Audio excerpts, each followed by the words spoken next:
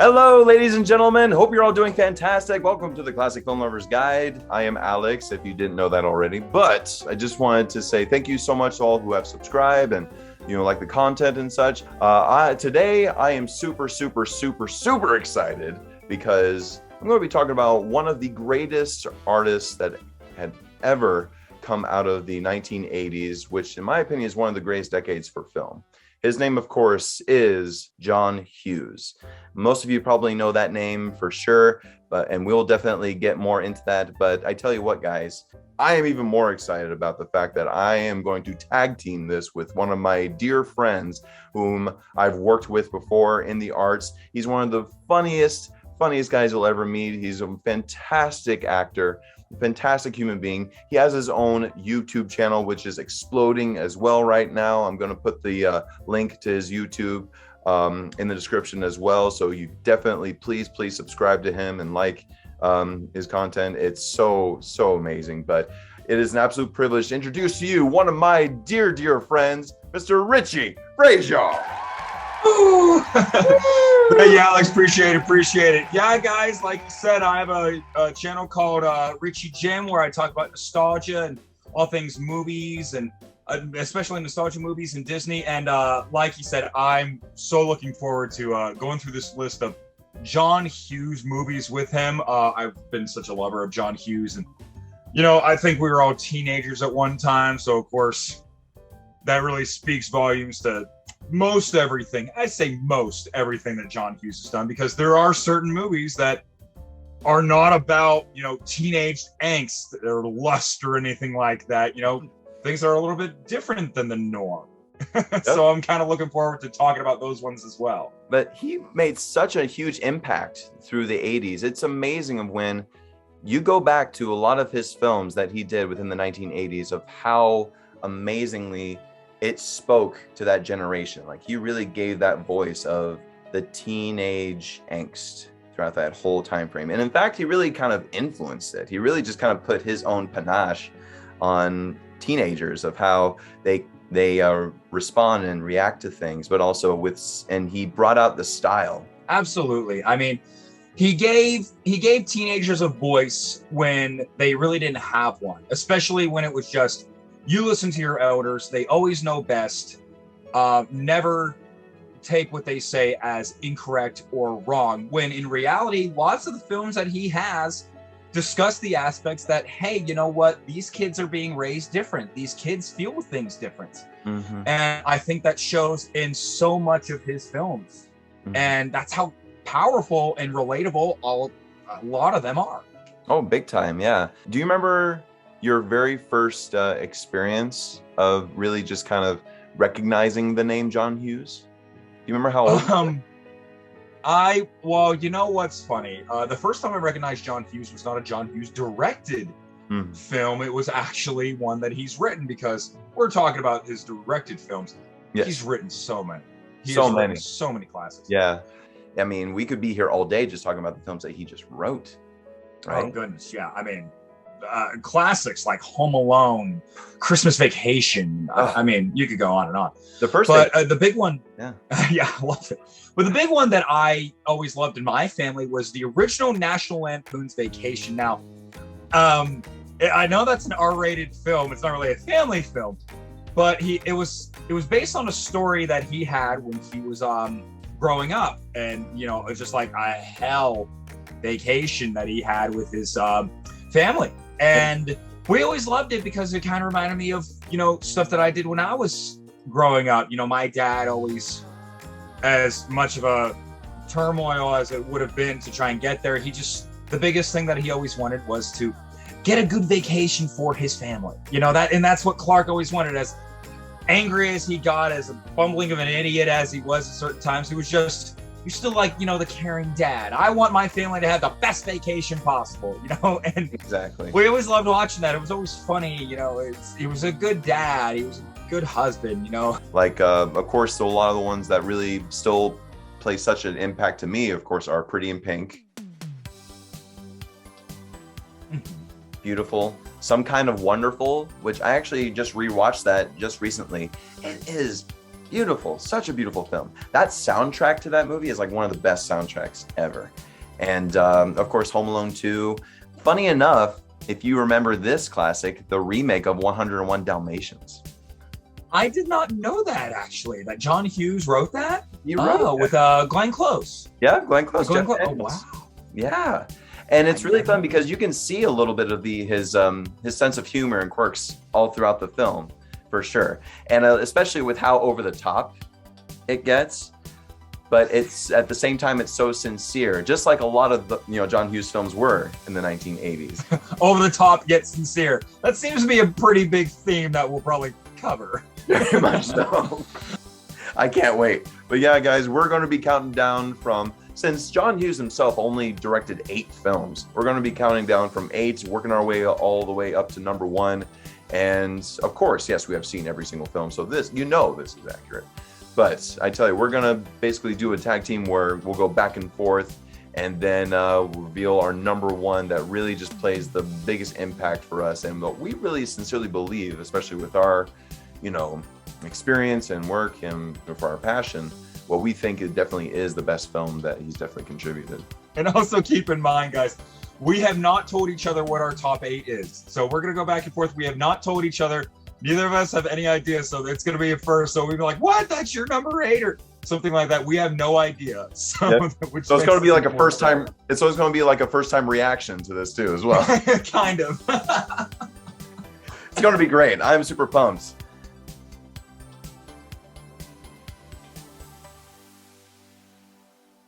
So, at your number 8, what is yours? My number 8 actually is after watching all of them, my number 8 is She's Having a Baby. Oh, and It's probably my least favorite. Now, keep in mind, just because I have She's Having a Baby at number 8 doesn't mean that it's an awful, terrible film. The man only has 8 directed films. Right. But this was one that I probably least cared for. I do love Kevin Bacon. I think Kevin Bacon is one of the best actors of our time. For sure. But it kind of reminded me a little bit of, this is going to sound really weird. It was kind of like a Family Guy skit where there was lots of transitions into some sort of over-the-top thing. Like he says, "Oh, I feel the world squeezing in on me." And then everything starts to squeeze in as a sort of joke, or like, "Oh, hey, well, you're going to end up on the street if you don't stop doing that." And then it shows them on the streets, like him burning pages of a book. Because they do a lot of like cutaway gags is what I kind of mean by that. And it didn't really work for me. There were certain, but I think at the end though, I think the ending, I'm going to not try and spoil the ending, where the stakes are higher and everything comes to, he starts thinking about, his entire life with his wife. I think that's what really happened and what really hit me. And that's when it became a John Hughes movie. I was like, oh no, here's that sincerity. Right. As much as we have this silly cutaway gags, the sincerity then came in, which then it wasn't enough to put it higher than others on this list. But at the same time, I did enjoy that ending. It made me smile. For sure. No, I totally understand that. Yeah. Number 8 for me is actually Curly Sue. No. Which, and like you said too, for She's Having a Baby, Curly Sue to me is not a bad film at all. But there were just bits with Curly Sue that just felt very dry, that I really could not connect with the whole journey. It felt like it was taking such a long time for it to really get more momentum in the story. I mean, yes, it's a heartfelt story where, Jim Belushi and his young little daughter, they're, basically hobos living in the street. And, meet this amazing woman who's going to give him this whole great life, right? And, a lot of the scenes within the hotel room, all over, it's so sweet. It's so adorable. I do love that. I think the most dear thing that I really took away from it were the beautiful sequences when they were movie hopping in the 3D in the movie theaters. The actress, she has a phenomenal singing voice for being like only 8 years old. And fun fact, she won The Voice, the television show. Yeah. I looked her up. I was like, this girl has a very nice voice. And I looked her up. She won like the 10th, I think it was the 10th season of The Voice with Christina Aguilera. She was picked by Christina Aguilera. and she won. And it's like, this girl was a lead actress in a John Hughes movie. The last directed John Hughes movie. Her face right there on the cover. It's incredible. Exactly. Yeah. And apparently it was really tough for him filming this movie as well, just because it was one of those experiences where studios and they were like battling each other like so much, just trying to get the vision across. And now here's the controversial one. I'm telling you, my number 7 is actually Planes, Trains, and Automobiles. Are you serious? Wow. I know, let me explain. I know. Wow. I know. And let me explain. I know this is considered one of Hughes's best films. It's considered one of his best. It's critically acclaimed. Everybody loves it. I'm an okay fan of Steve Martin. I was never the biggest fan of Steve Martin. I think there's a joke in a movie that I watched recently. It was a comedy movie. I think it was called The House with Will Ferrell and Amy Poehler. And one of the characters goes, I just don't get Steve Martin. Do I not get Steve Martin? I don't know if he says Steve Martin or Bill Murray, but either way, I think it was Steve Martin. He goes, I don't get Steve Martin. I'm kind of one of those people. I'm okay with Steve Martin. I watched a few of his films. I know The Jerk is a very popular one as well. I liked The Lonely Guy. The one. What's that? The Lonely Guy. Lonely Guy. No, I didn't see that one. Oh, that's a good one. What's the one with Eddie Murphy? Bowfinger. Bowfinger. I liked Bowfinger. I did like Bowfinger. But overall, Steve Martin's work has always been just, to me. What does make Planes, Trains, and Automobiles better to me, though, is, of course, John Candy. Of course. I mean, one of the best. Rest in peace. Yep. And he brings, again, that sincerity of a John Hughes film. Because, I mean, yes, they're bickering all the time. It does kind of pay homage to those, like, Road 2 movies, which I believe were like Bob Hope, right, back then. And Bing Crosby. It kind of reminds me of those where two guys are just like kind of hopping aboard different modes of transportation just to get back to where they're going. You know, it's become a lot more done now. And I think a big one for me, which I like more, is actually Tommy Boy. I know that it's a road trip movie. They're traveling around. They dislike each other and then kind of learn to like each other. I prefer that one over Planes, Trains. Nice. Again, though, it just like I said with She's Having a Baby, the ending really wraps you in. And I think this one, with the performance by John Candy, makes this one a little bit more memorable to me than She's Having a Baby, of course. I know that's a controversial opinion. Which ones I have higher, I'll explain. But yeah, Planes, Trains was just okay to me. That's my number 7. Wow, that's great. Well, it's going to shock you then throughout the list here for me. Sure. Absolutely. Yeah. Number 7 for me is actually, maybe it could be a controversial one as well. But number 7 for me is actually Weird Science. Okay. Weird Science from my heart and from my soul. Oh, gosh.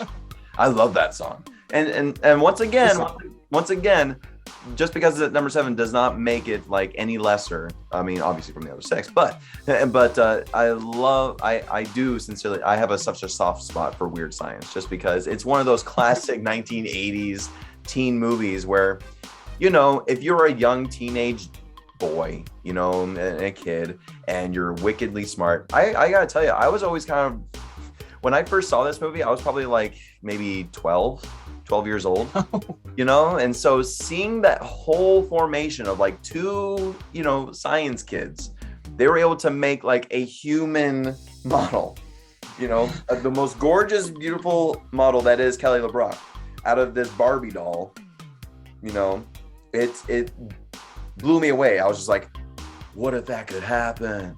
Oh my God. 12-year-old. We could do that. We have the technology. Oh God. Very Frankenstein inspired, obviously. There are so many great aspects of the movie that I really do love, especially the chemistry between the 2 boys. Oh, it's hilarious. Oh, it's fantastic. Oh. They're fantastic together. And of course, the great chemistry that they have with the young Robert Rustler and good old Robert Downey Jr. Yes, good old Iron Man is actually in that movie as one of the bullies. Yes. and both of them are just hilarious together. Gosh, they are just phenomenal. And then what is it later on? And I do love the whole moral at the end of the story when they actually do. I mean, I don't want to spoil it, but when it comes to the very end and they grow themselves more mature, throughout the whole journey of bringing this, young hot model to life, out of a Barbie doll. And, you think that something is going to happen, but, all throughout the course of the film, you're learning so much more about who these kids are, about, learning to, grow up and learning to appreciate who they are, and also, respect, really respect women in that sense. I mean, I'd love to get your 2 cents on this. I mean, the movie itself could be seen as very misogynistic. I mean, what do you think? It could be, but I'll probably explain more into detail once I reach it on my list. Is a little misogynistic, but it's also on the aspect of what teenage boys think of women at that time. So at one point, and on one hand, you could say it's very misogynistic because of how they view women as just sexual objects. For sure. But also at the same time, this is how these teenage boys think with their hormones raging, wanting to get laid. Right. It's just kind of what it is. I mean, there's plenty of things that are in John Hughes movies itself that are very taboo nowadays. The use of the F word slur, stereotypes, if you will. Right. Kind of run rampant in a lot of John Hughes films. But of course, you could sit there and say, oh, how dare they? But at the same time, this is the 80s. Well, almost all of these are the 80s. Yep. It's kind of the times. That doesn't mean that it's correct in the way that they did these things, but it's just how the times were. It's the things that they said, right, and how lots of things were portrayed. And so there's lots of things in John Hughes movies that are like that. And Weird Science is no different. For sure. In my personal opinion. But what I believe about this movie, and a comparison that I have, I'll explain once it reaches on my list. Oh, great. Perfect. I can't wait. Yeah. First, I just have to throw it in there. I think one of the best characters in that whole movie, of course, is the classic Bill Paxton. Oh my God. Oh, he's like Biff Tannen without being Biff Tannen. He's just you imagine him saying butthead. Jeez. Just putting a gun in front of somebody's face. Apparently, where is my brother? Where's my brother? Apparently he lobbied to be in this movie to play that character. I could definitely believe that and see that. Oh, that's fantastic. Tell me yours, man. What's your number 6? We're on number 6, right? My number 6, I got it right here, actually is Uncle Buck. What? Yeah, I know. Come on. It's another controversial one. You're going to wonder, where's the ones that I have? It's I guess, higher on the list. Uncle Buck.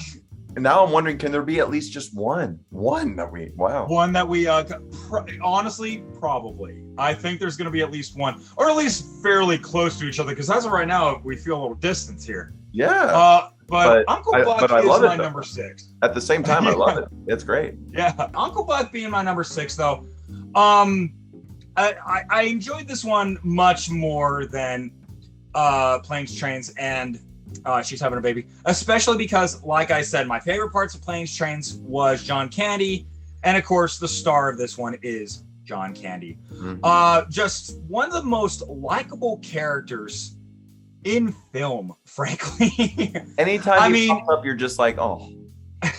I mean, you just love the guy for what he's trying to do in this scenario. He just wants to be the best guy he can be. He's kind of down on his luck. You know, he's just a ho-hum type of guy, but you know, he's smart and he's not the kids' parents, but he knows what he's talking about. He's a genuine guy. Of course, the biggest scene everybody remembers is him going into the party and getting his name out of the party where she was uncomfortable, and he comes in with a drill to open up the door. You know, It's not the most memorable movie to me, which is probably the reason why it's number 6. But at the same time, I still enjoy it. Right. I enjoy that one because I love the character. I do. Little Macaulay Culkin in there as well is adorable. Of course, later to be in Home Alone. But everybody in there, it's very sweet. Again, that's a John Hughes feel to me. It's a family movie of somebody that's just, you know, trying their best.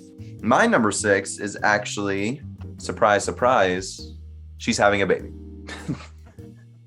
So not, you know, too high, not too low, exactly. But here's why she's having a baby was, you know, higher for me than Weird Science, just because on a personal level, this film was actually, you know, a film that John Hughes was very, very passionate about. Like he has said that this film is, you know, something that he really wanted to be remembered for, but also he had such a personal stake in this film specifically, because, you know, it talks about, you know, a young writer, right, who you know, is getting married and, you know, coming to a point of her getting pregnant. So it's that, you know, early midlife crisis of, like, you know, stepping into almost adulthood, right, and it's feeling like, holy crap, can I even handle this, you know? And what I always love to do is look back on those films during that whole time frame, because isn't it kind of weird when, you know, at our age, we're like our early 30s, right? Late 20s or early 30s, you know? And so it's really kind of weird to look back on these certain films, which, you know, She's Having a Baby came out in the early 90s or late 80s, and, you know, looking at it as a period piece, right?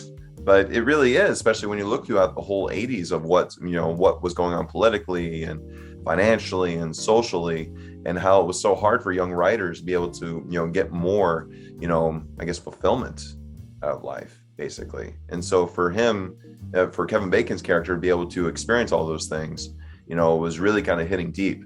One line, I think, is probably the number one line that everybody remembers from that film, and of course it's that scene where he's about to get married, and his BFF Alec Baldwin are sitting in the car, and Alec Baldwin is smoking, and Kevin Bacon, you know, you can see that it's just challenging him and troubling him. It's like, am I doing the right thing? You know, am I going to be happy doing this?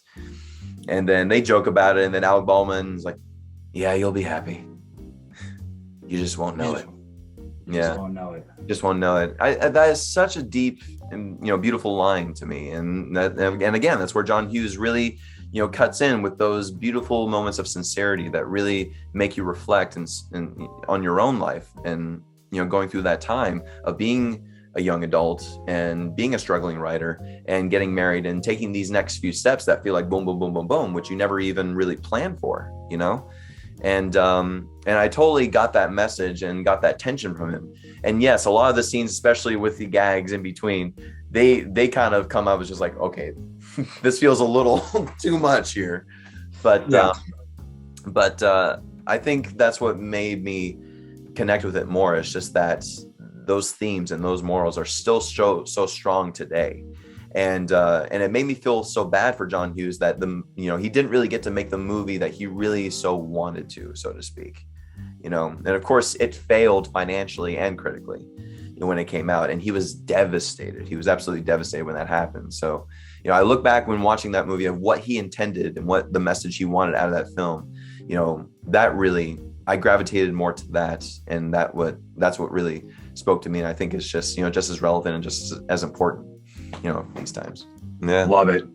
Yeah, I like because like you said, I mostly touched on, like, you know, the gags and stuff, but I do enjoy that you brought up a lot of those themes, because, you know, it is much more like a John Hughes talking about his own life as a writer, and so I like that you related to that. So the relatability and why it's higher on your list, I totally understand. Yeah, I guess I just didn't reach to me, but that's the beautiful thing about the film too, right? We connect on different things, right, in different levels, and you catch something of which, you know, maybe I didn't catch, or I catch something of which you didn't catch, you know, or, you know, whichever, you know. And I think that's what is so powerful about the film business in general, especially with the films that he made too. But what about you, brother? What's your I'm very fascinated. What's your number 5? Again, another controversial one, probably. Oh boy. But we're getting higher now, so we kind of are figuring it out. Mine's actually, my number 5 is actually Pretty in Pink. But he didn't direct that one. Oh no, not Pretty in Pink. 16 Candles. Oh, gotcha. They're almost simultaneous. Yeah, they almost came out at the same time. I don't know why I just think of Molly Ringwald in a pink dress, and I'm just like, that's exactly. Okay, pardon me. Yeah. 16 Candles, actually. Perfect. Here's the thing about 16 Candles and why I do have it this high. I can't really relate to it. I didn't go to many school dances when I grew up. When I was growing up, I didn't go to many school dances. Lots of things that they were doing in that movie, I didn't relate to. But the biggest reason why it's so high on my list is, to me, it's probably John Hughes' funniest film. Yeah. I think it's hilarious. It is so fun. And while I don't relate much to the actual characters themselves, like Molly Ringwald's character, people forgetting her birthday because it's a wedding. You know, it's her sister's wedding. Sister's wedding, yeah. And but you know, everything that happens is just funny.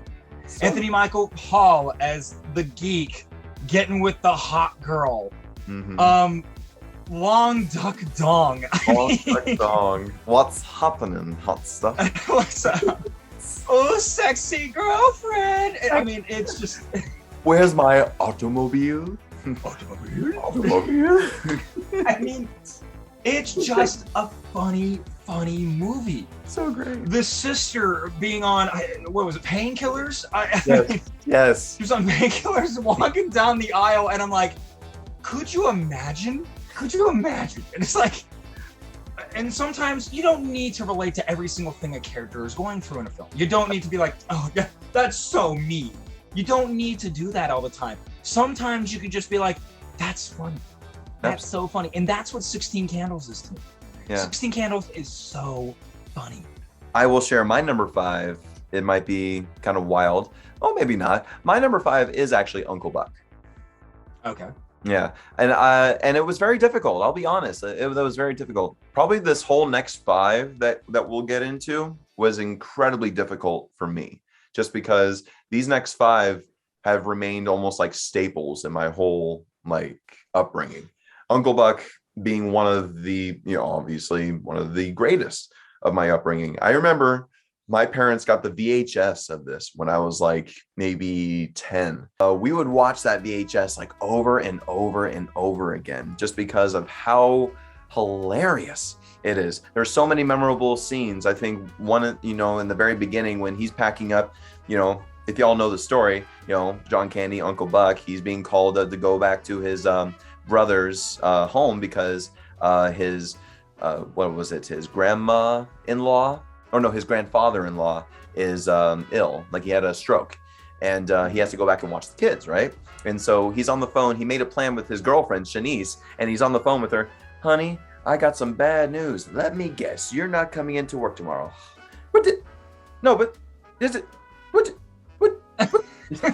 That whole bit, I loved it as a kid. There are so many gags in there that are just so classic. One of which I think my favorite scene ever. I think it's a lot of people's favorite scene. He goes into the principal's office to talk to the principal. And of course, the principal has this ginormous wart that's right there. And the whole time he's just a guy staring at it. He's like, here, take this quarter and have a rat and gnaw that thing off your face. God, there's so many memorable lines, but also what I love so much about it is those moments of sincerity. You know, another beautiful moment is that he has to make that bet. You know, his friend got him that opportunity to make a bet at the horse races, right? And of course, he has to watch the kids. The oldest, Tia, she's missing. He has no idea where she's gone. And then he's just like, well, I gotta take you with me. And they're like, where? To a racetrack. And so they pack up. He's taking 2 like 6-year-old kids to a racetrack or a gambling hall. And then that whole moment when the car's running, he's looking in the rearview mirror, looking back at them, and they're just, you know, sitting there. And then you can see that moment of just struggle. And he's just like, holy crap, like, what am I doing? You know? And you can see that moment to where this guy has just been like a slob. He's been a smoker, a drinker, you know, throughout this whole time. And, you know, like on paper, like one of the worst examples of a guardian you would ever look at, right? And but then that moment when he looks back at them, and then you could see that moment of a transition and think like, no, I got to step up and I got to do the right thing here. I just love those beats that they really earn. They have enough absurdity within the whole film of Uncle Buck that when it comes to those moments, it's so earned, and you feel it right away. It's wonderful. Exactly. And like you said, this guy shouldn't be a guardian, for everything that he's done. But at the same time, from like what was said is that he's a good guy. Mm-hmm. As much as he's a slob, he's a drinker, whatever. He's a good guy. He cares. And that's a big thing that is shown in this movie. As much as somebody can be doing all those things, they can be still a genuine person. They can care. They want to do the right thing. And that's what Uncle Buck really is. And that's what makes it such a good film, and why John Candy's performance is that great in that film. Seriously, I really wish he would have done, well, obviously he was still around, as millions of people do, right? But for him to have more opportunities to do like more serious roles, like dramatic work, oh man, because those moments of drama in all of his comedies are just so like heart pounding. It's beautiful. It's beautiful. I wish he had, I miss him so much. He's so beautiful. Would you believe that this movie inspired a TV sitcom? I mean, I can believe it, but just like the Fresh Prince, it's a little more modernized and stuff like that. But yeah, I didn't watch the new one, the TV show. I heard mixed things. I think it's canceled. Yeah, at this point. I think it was gone. Yeah. Well, how about you, man? So what's your number 4? Okay, now we're gonna hit number 4, which is Weird Science for me. Come on, who doesn't love Danny Elfman and Oingo Boingo? Oingo Boingo, so great, so great. I had actually, before we started, there was a few movies that I had yet to see by John Hughes before we decided to do this collaboration together. Weird Science was one of them I had never seen. Obviously, it's probably one of the most parodied scenarios of people creating something, obviously massively inspired by Frankenstein. Yep. But, a bunch of teenagers create the perfect woman.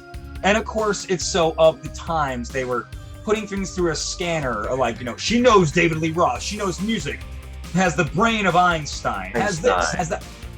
What to create the perfect woman? What is she going to look like, especially to the mind of a teenage boy?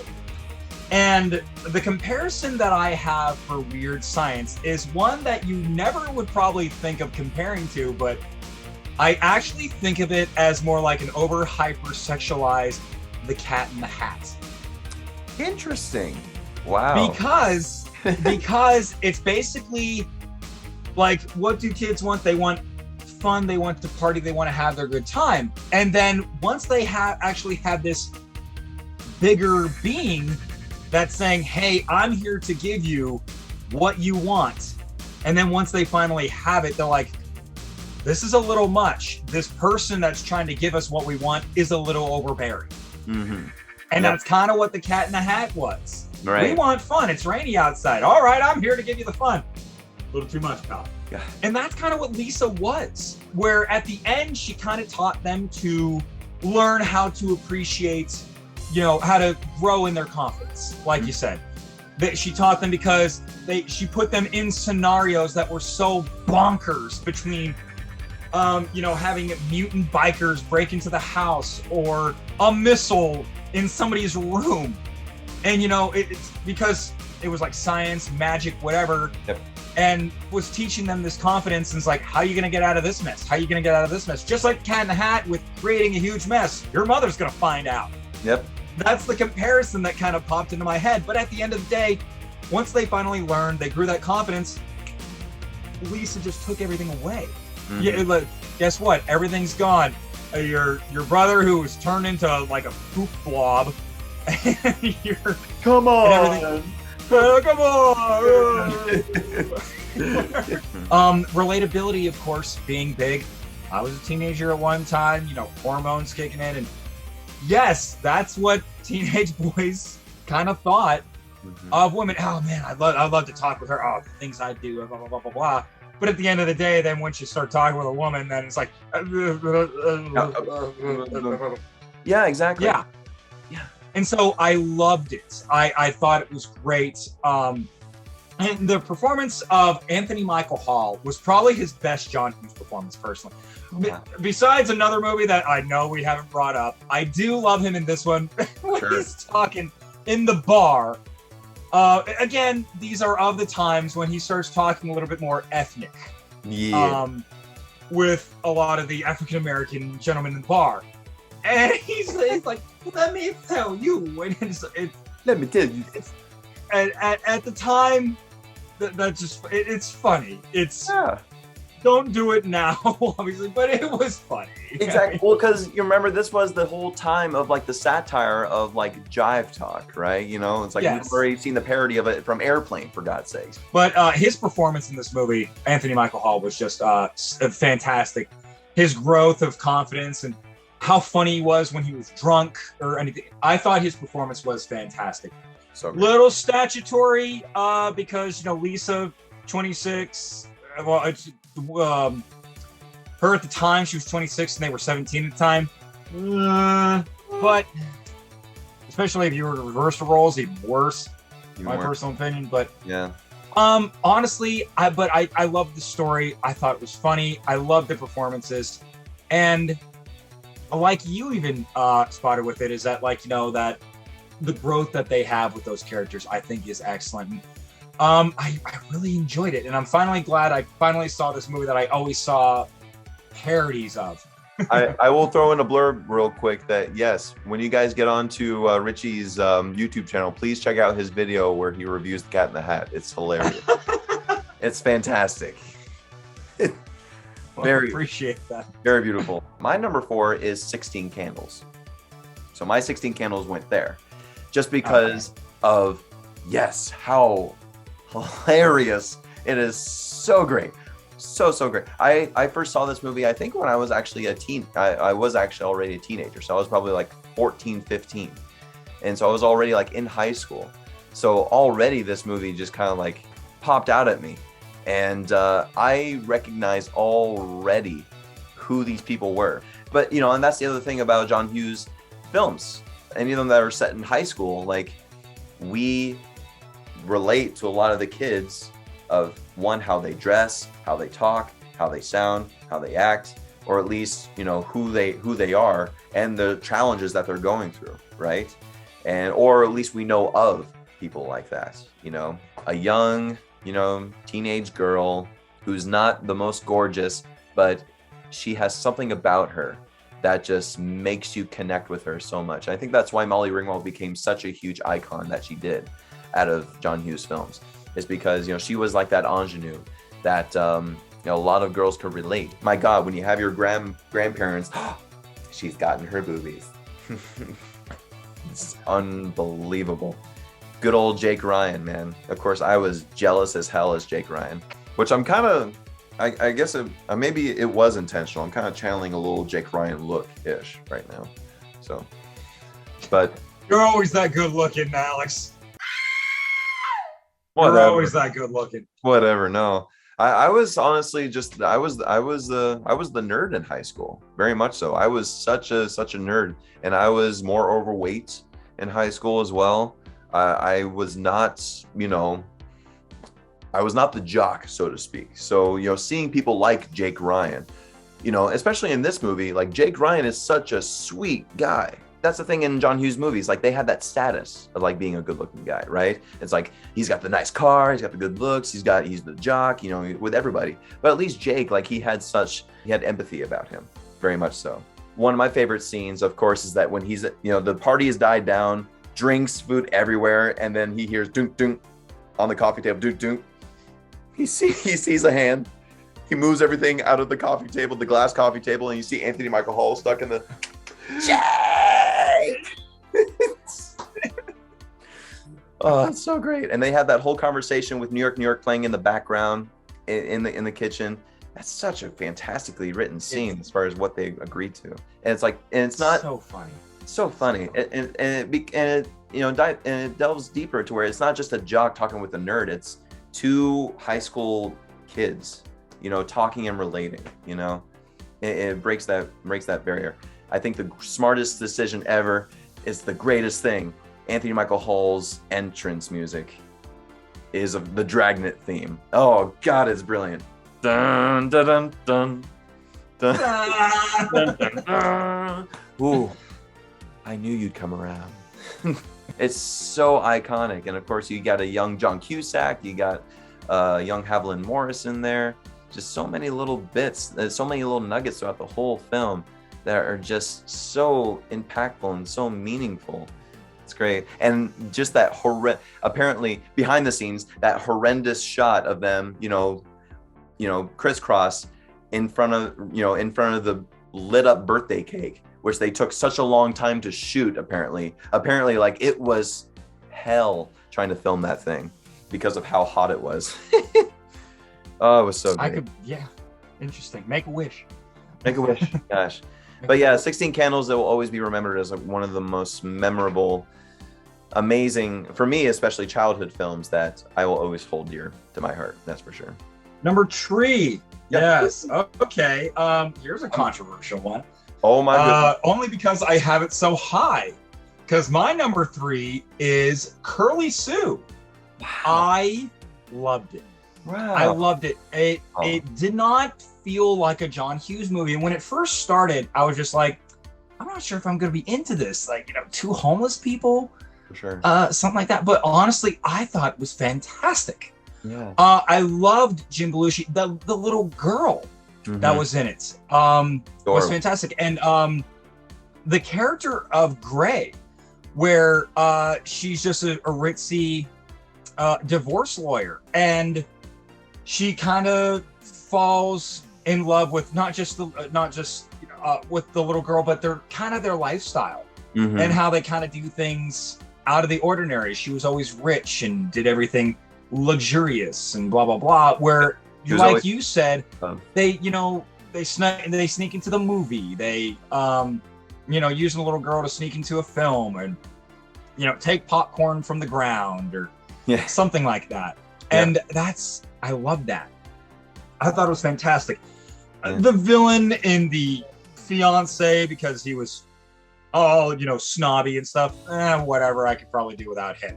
Yeah. But honestly, it reminded me of just those, like, put a cute little girl in, see what she does. And this was a good one. Kind of like, Matilda or Mrs. Doubtfire and Home Alone. John Hughes always had a good way of writing these adorable characters that were kids, and they had a form of intelligence to them because of their personality, and you enjoyed watching them. It wasn't just, look how cute they are, look at her say the funny little thing. No, they had something to them, and John Hughes was brilliant when it came to his writing with that, and this little girl in Curly Sue is no different. It had some Pretty Woman vibes, not full on the same exact story, but also like, somebody ritzy bringing somebody into their luxurious lifestyle that normally wouldn't belong in that type of lifestyle, at least other people would think. Right. Lots of the slapstick is a little weird, I will say. Indeed. Putting sound effects like somebody falling off a bed, and they put like a Looney Tunes bonk or something. Boing. Yeah. Boing. And it's like, whatever, like Looney Tunes sound effects, little weird. But it made me happy. It made me happy. I loved the characters. I'm telling you, when I say the woman that plays Gray is probably as good as Jim Belushi is, as good as the little girl is, the woman that played Gray, Kelly Lynch. Yeah. Kelly Lynch. I thought she was probably my favorite character because it's her journey. Yeah. She's the protagonist. Yeah. To me, it's her journey because she gets to learn how these people are, and she's not just, it's not about the glitz and glamour and her luxurious lifestyle of being a lawyer. She even, I'm not going to spoil it, but she just learns how to appreciate those smaller things and be a little bit more humble with these two people that were literally just fighting their way to eat. And I also liked them and the way that they did everything. They didn't steal. They wouldn't steal. They were just trying to kind of con people into a free meal. They weren't trying to hurt anybody. They weren't trying to steal anything. And I kind of like that because then it made them, as they were hobos, they were homeless, but they weren't just like these nasty people just and just trying to get a place to sleep. I'm just trying to get a free meal.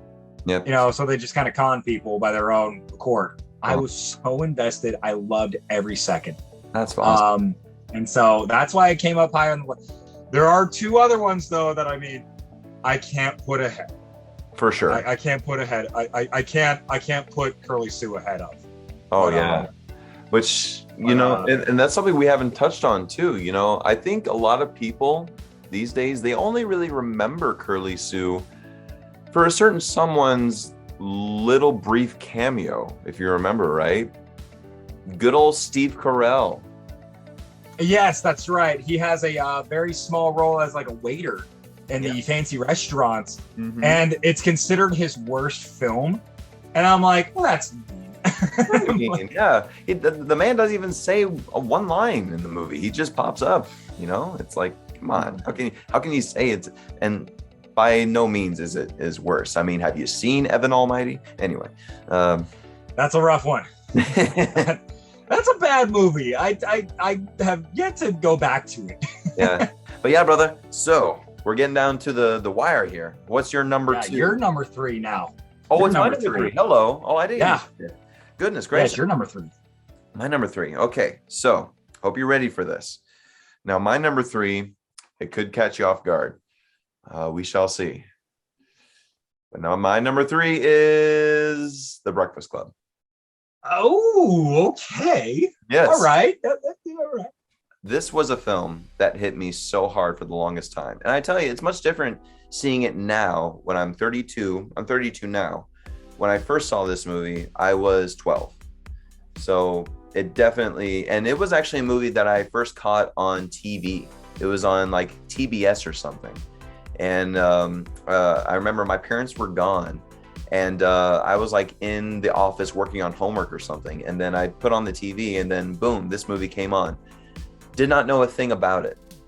Did not know how much of a huge foundation in film it's made, of how much of an impact it's made on teenagers and high school life. I did not know of its legacy, basically. And so I pulled it up and I saw like Emilio Estevez. What? And then I saw, it's like, who else? Molly Ringwald? I don't know who that is. I know the guy from the Mighty Ducks, but who are you? Yeah, exactly. And I knew Anthony Michael Hall. I knew him. I was just like, ooh, I know that guy. Yeah, because I had already seen the first Vacation. And then I'm watching this movie, Breakfast Club, and then in the middle of doing homework, I'm just like, I've had so many moments where I'm just stopped and I was just enthralled by everything that they were talking about, because Breakfast Club is one of those movies that any high school kid can watch and they are just hooked. Like, they are just captivated. I mean, the performances are just stellar, unbelievably stellar. These were obviously like huge star-making performances out of every single one of them. This is the Brat Pack. This is the classic Brat Pack group, to where the brought out the who they were, their star power, and their range as actors. Because every single one of them, the jock, the brain, the beauty queen, the basket case, and the criminal, they were all so three-dimensional. We delved in so deeply with all of their backgrounds and who they were. And this was a movie that just, it was one of those movies where I had to go back and watch it every single time it was on TV. I had to go back just because there were so many little things that I caught along the way that were so different, that spoke out differently to me.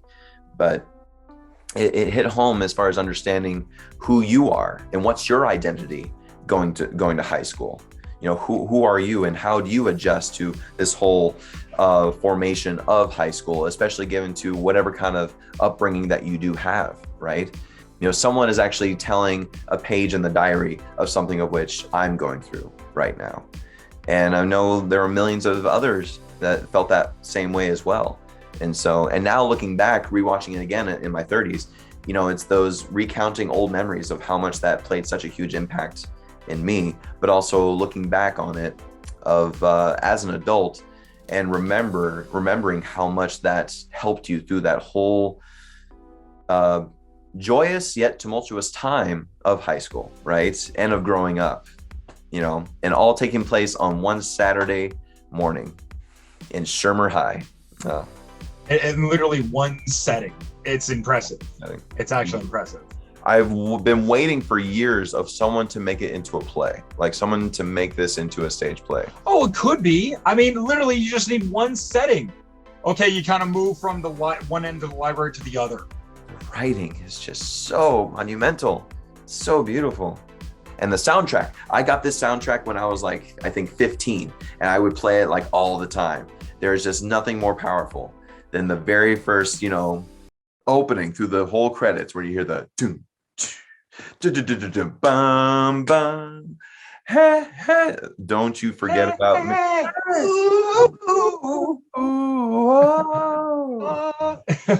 It's so great. Whole power play between Paul Gleason and Judd Nelson, which has been parodied so many times, and rightfully so. Gosh, what?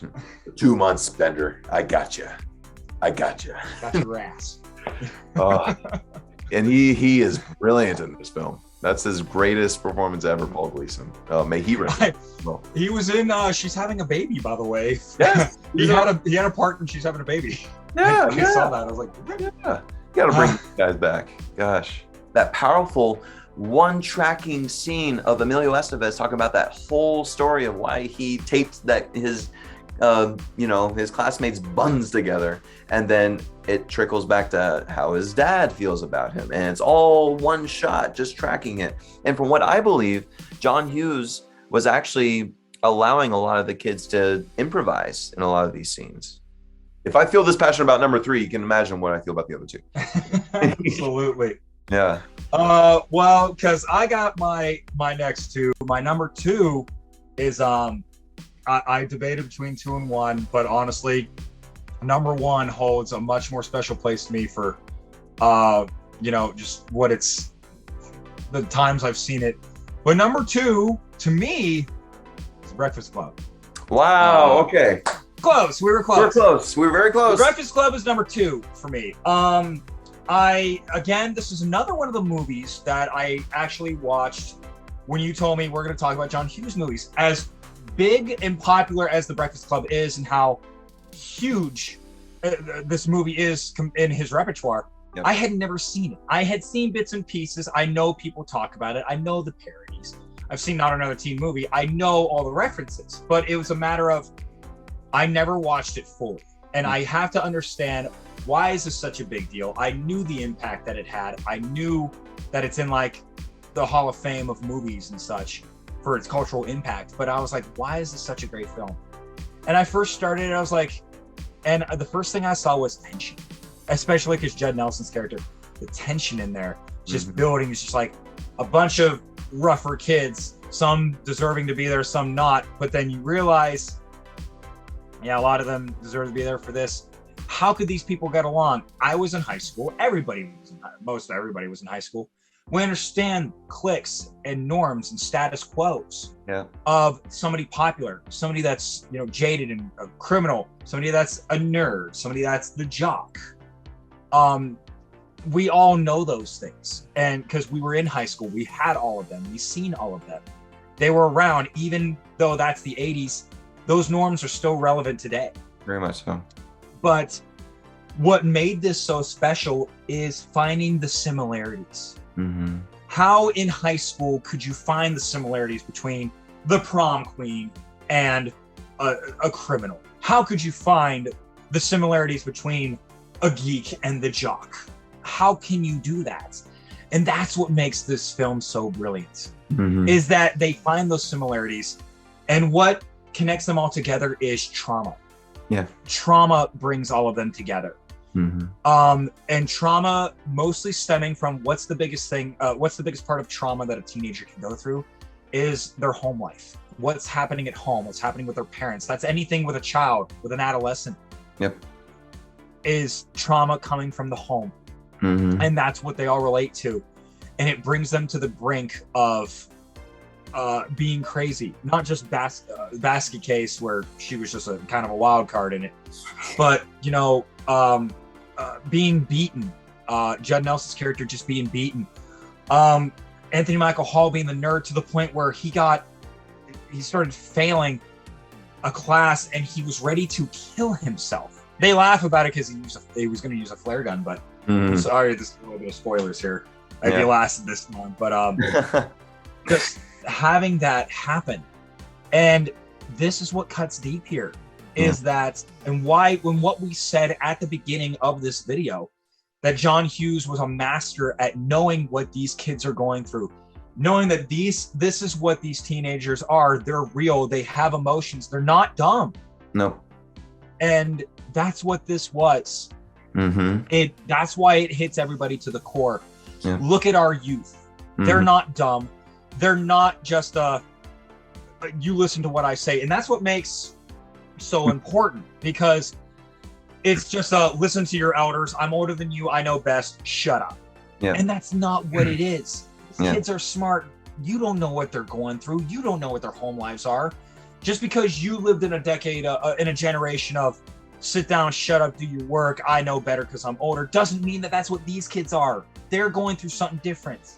And that's so huge. And that's why it hit me so hard. Exactly. And that's what makes it so brilliant and why it happens, because then you see those similarities, how they can get along.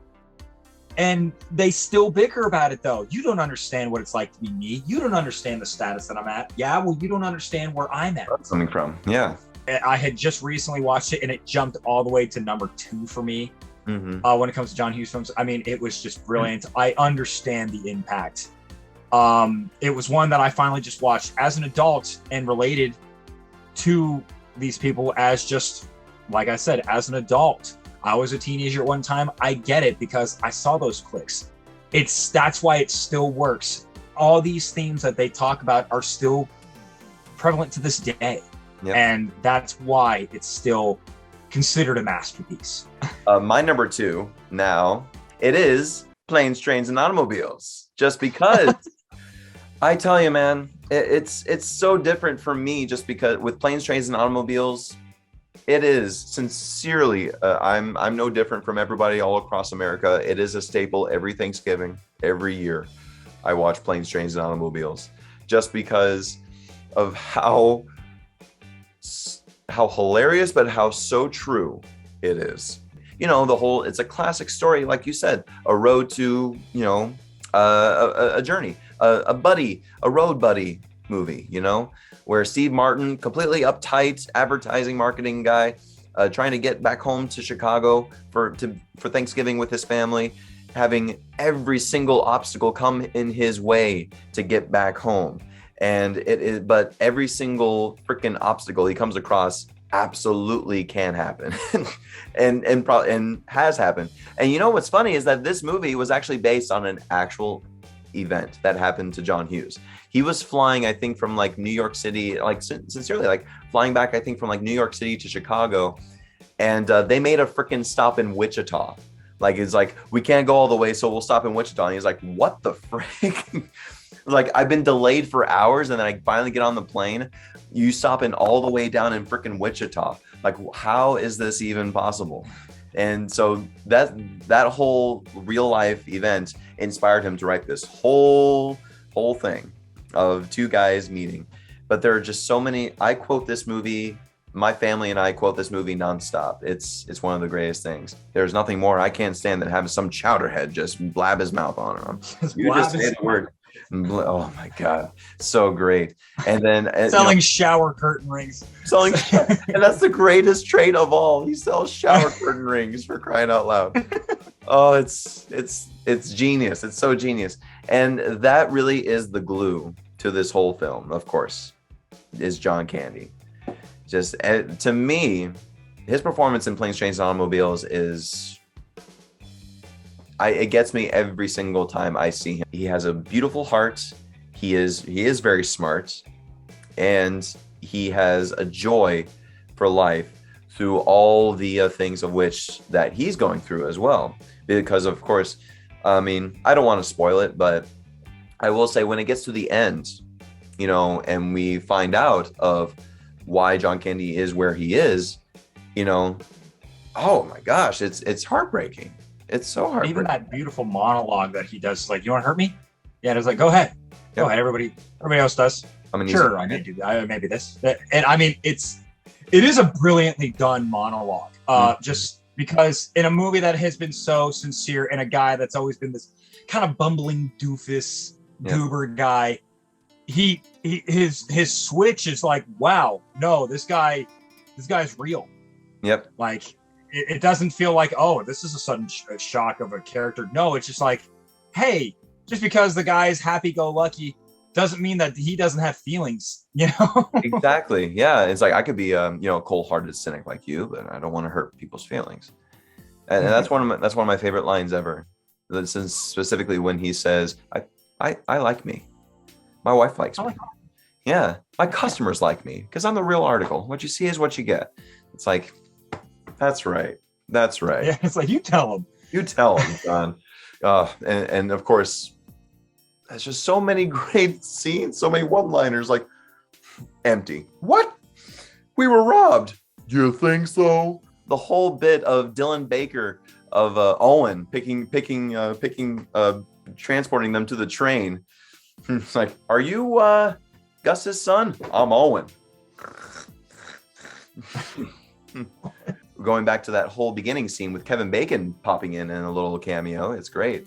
And that's why I watch it every single year. And both Alana and I, my wife and I, we have such the greatest time. Steve Martin said he only agreed to do this movie for one scene in particular. I think it was 2 scenes, but one scene in particular.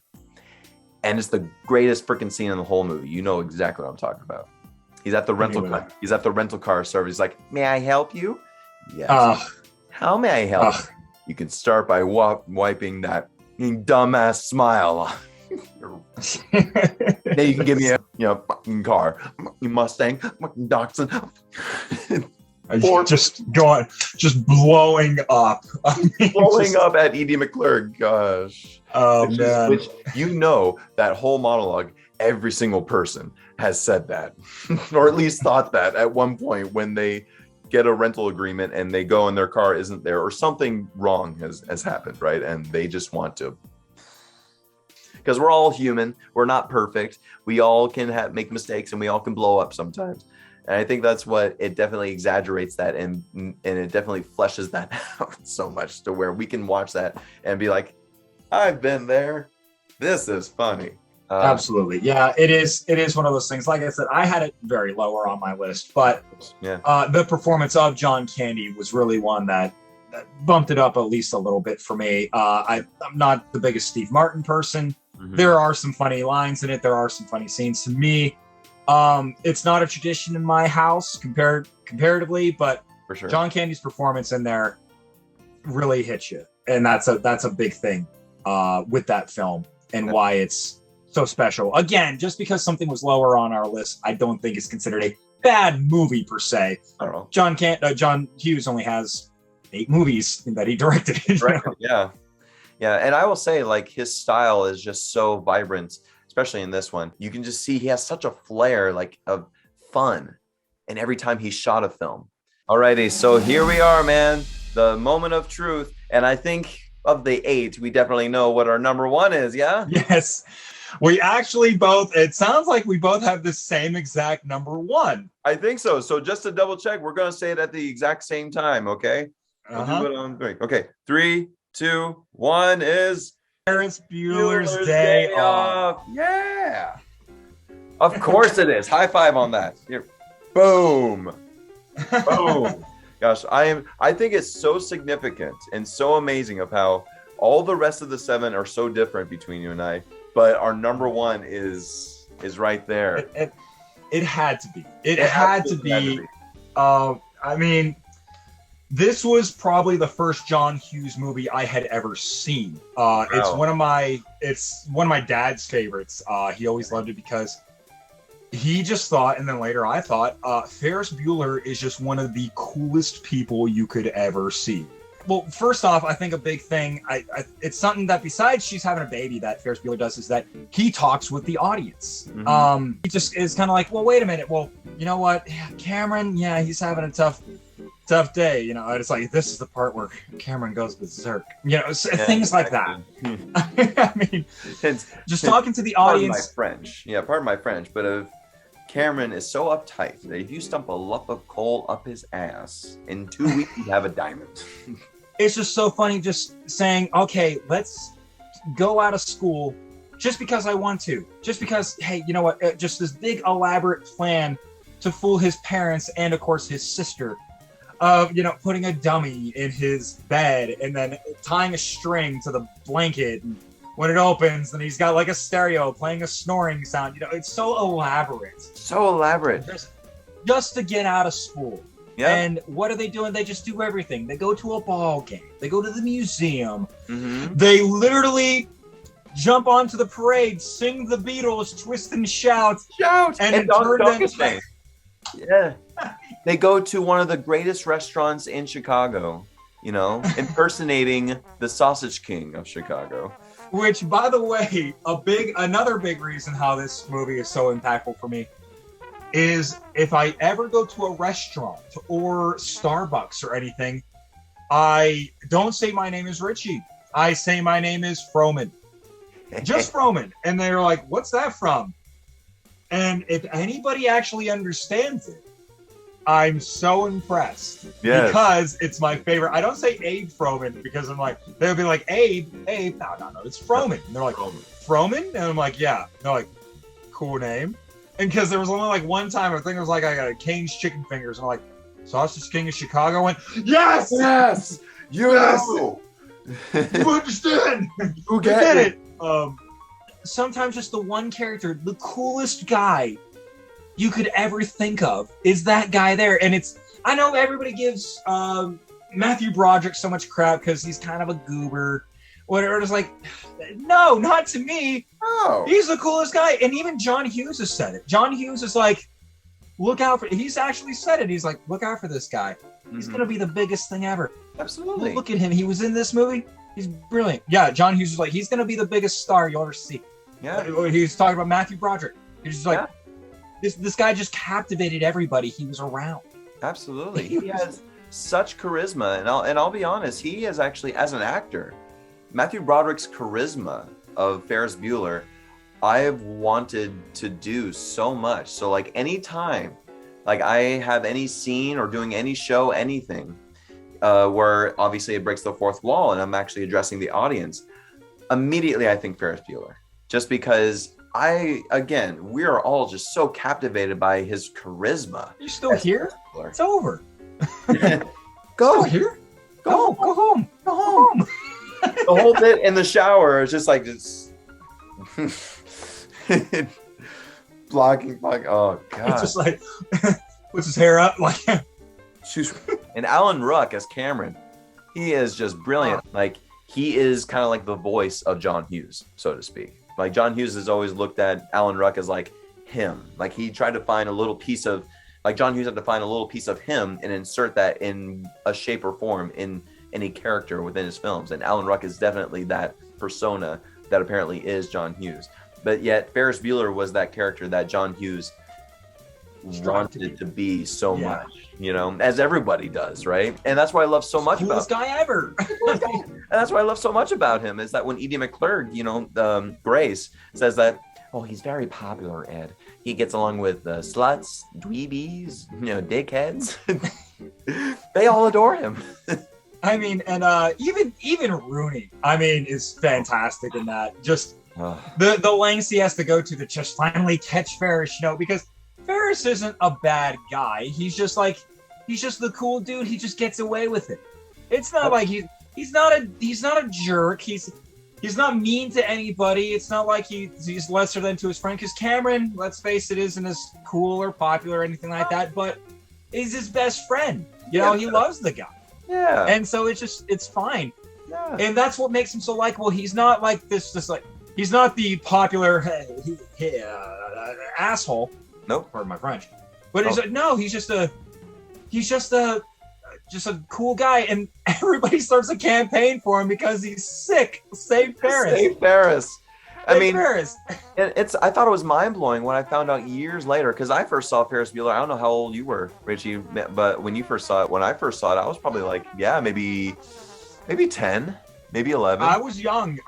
Well, I saw bits and pieces of it when I was young, but I joined a film class or a film group in high school. And like my junior senior year of high school, I joined a film club, and one of the movies we watched of significance was Ferris Bueller's Day Off, and that was my first time watching the whole thing, like start to finish. Right. I had seen bits and pieces. I knew what it was about. Just a bunch of teenagers having fun around Chicago. Yeah. But because my dad always quoted, "What happened? He killed the car." You know, just all the quotes. Killed the car. Just everything. Yeah. You know, him running back and like, you know, stopping with those ladies sunbathing. Hi, Ferris Bueller. Hey, Ferris Bueller. Hi, how you doing? Yeah. How you doing, Ferris? How you doing, Ferris Bueller? With you, which Planes, Trains, and Automobiles that you always quote it. In my family, we always quote Ferris Bueller. Ferris Bueller. Before I get snooty. Snotty. You know, we always do it. And it's just one of the most memorable things. I mean, and again, like you said, what John Hughes movies are fun. This movie is fun. It's just non-stop fun. Taking the valets taking the car for a joyride, literally joining the parade and starting a whole entire Beatles dance party, and the entire city of Chicago joining in. Yep. And like, I love how John Hughes filmed that, where a lot of them are actually extras that were wondering what the heck was going on. He starts like filming random babies that are like kind of dancing along. Yeah. He didn't ask these babies to be, they were just around. They're just there, yeah. And then at the end, he gets away with it. Some people could argue, oh, it's, you know, he's not a bad guy. The bad guy got away with it. Because then you kind of feel for the sister, but then who cares? She kind of does her own thing. She gets in trouble. She gets to hang out with Charlie Sheen. You know? Exactly. Oh my God, I love that scene. That whole scene, it was just like, drugs? No, thanks. I'm straight. I mean, are you in for drugs? Are you in for drugs? No, no. Why are you here? Drugs. Why are you here? Drugs. And I loved him because, especially, he even came out and he said to look like that. He was just like, I just pulled an all-nighter like before filming. Seriously, he looked like he had not slept. Yeah, cool. That's what he's like. I just pulled an all-nighter. I didn't even sleep. And he goes, that's why I looked like that. And we're like, sure it wasn't drugs? No. I'm just, yeah, right when he said that in the movie, I was like, I'm sure, Charlie Sheen, I'm sure. Man. Charlie Sheen? God bless him. God bless him. But, yeah. I would have believed that, you know, if he just got done rapping Platoon, because he just did that movie the same year. Those movies came out the same year. So it's just like, hey, I just came off the set of Platoon. Let me just come right in. It's like, okay, that works. But, yeah. But, you know, that's what I love so much about when you mentioned earlier about his sister of going crazy. And, you know, she didn't get what she wanted. It's like, but I think it's because throughout the whole arc, she doesn't understand. Like, she's the goody two-shoes, if anything, you know, wants to be, even though she, you know, wants to live her own way. But all throughout the course of the film, and when she hears and has experienced all these times of like, oh my God, like he's gotten away with this. I can't believe he's getting away with this. And by the very end of it, she can see that he is caught, like big time. But then now in that split second, a real sister, you know, she really sees like, well, I can be here to save his ass. I can be here to cover for him. But then she, you know, appreciates that of how much he just wants to appreciate life. And I think that's the number one thing that we both agree on as well is how fun it is, but how much of a celebration of life the movie is. Through and through. It's the movie that John Hughes himself said that, you know, I wanted this movie, you know, through a lot of turmoil and a lot of crazy dark times, as we talked about earlier. The 80s, not the best of happy times, right? I mean, there are definitely things to be, you know, to appreciate and be happy about for sure. But, you know, politically, economically, all throughout, it was crazy. But still, this film was like such an appreciation to where, you know, that beautiful, you know, beginning scene where he just opens the blinds like, how could I possibly be at school on a day like this?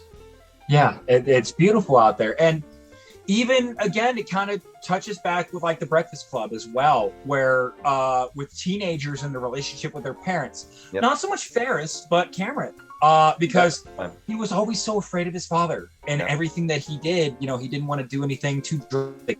Where Ferris was the opposite. I'll get away with it because I'm Ferris Bueller. So let's go ahead and do something crazy. I can't do that, Ferris. My dad would kill me. Until eventually, you know, he did the ultimate bad, which was absolutely destroy the prized car. And then finally he just says, you know what? I'm tired of being afraid of my dad. I'm tired of this. Because again, it goes back to what we talked about in the Breakfast Club.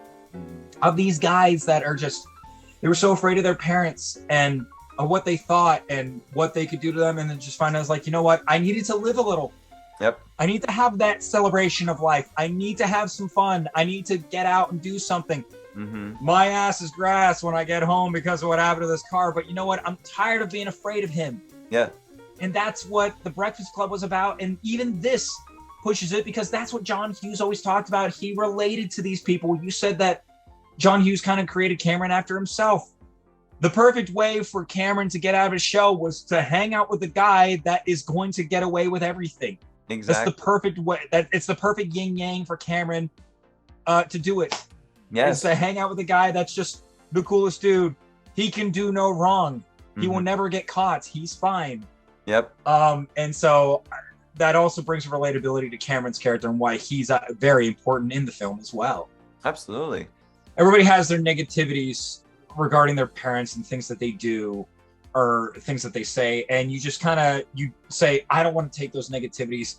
Like you were saying, I want to take the positivities from my parents and I want to grow on those because those are good. Those are the things I want to build on. But we always strive to be better than our parents. And I think our parents at some point want us to be better than them. Absolutely. In certain regards. You know, you can do this, be better in this, be better in this regard. And that's kind of the strive for. Lots of the 80s with those type of parents, they were just like, hey, I know best because this is how my parents raised me, so I know best. Whereas nowadays, it's much more, you know what, we want to be better than them. And that's how it was in the 80s. I want to be better than them. Mm-hmm. They're like this, but they suck it up because it's how their parents told them. They're trying to tell me the same thing, and I'm not going to listen to that because I want to be better. Mm-hmm. I want to strive to be better than. Yep. I want the life of that is something better. And I think that's what relates with the Breakfast Club. That's what relates with Ferris Bueller and specifically Cameron. Mm-hmm. That's really what it is. Yeah. And again, that just goes to show how deep John Hughes films are when it comes to relating to the teenage persona, to the teenage mind. Yeah. And how it's portrayed and how these kids are. They're real. They're not dumb kids. They're not just people that are hormonal and moody and brats. They're real and they have reason to be the way that they are due to you, the parents. Mm-hmm. Yeah. Yep. And that's why a lot of those kids, they would go in droves to see his movies. Like when they saw that was just like, oh my gosh, like he gets me. Us. He gets me. Yeah.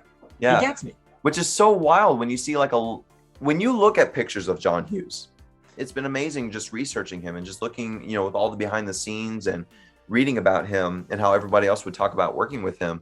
He was like he was very quiet, but very giving, very nuanced, obviously, very unique. But he, at the same time, was so in the times. Like he was so relatable with the kids. Like he did his best, you know, he never condescended, never talked down to them. It was, and I think that is the genius of his writing and the power of his writing, is how he, as we talked about earlier, fleshed them out as human beings, not as kids, right? But every time when they would be done shooting, he would go with them to like go out to restaurants, go out to clubs, you know, to listen to the newest bands.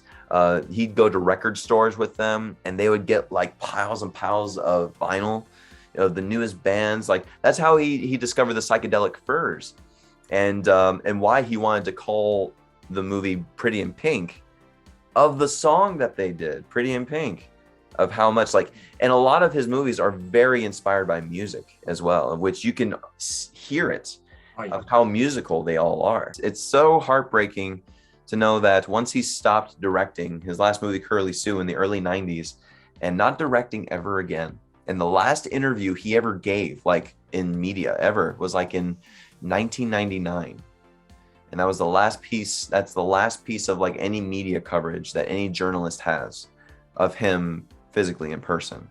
And then the rest of his life, he just chose to build a farm in the little outskirts of Chicago, just because, you know, that was his good old upbringing. You know, he's a Chicago man through and through, Illinois man through and through. Thank God that he has written so many great films that have helped us power through, you know, hard times, you know, coming of age times, and at the most fun times ever. Absolutely.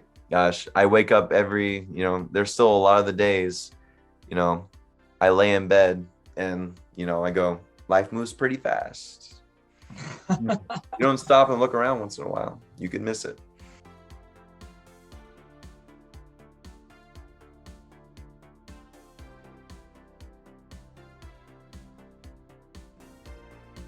Man, thank you so much, man. This has been so much fun, just talking about the legend John Hughes with you, and you're going through an absolute pleasure. This was so fun, getting to watch all his movies right before this, and like I said, I saw a few, and then I had to catch up on some that I'd never seen before.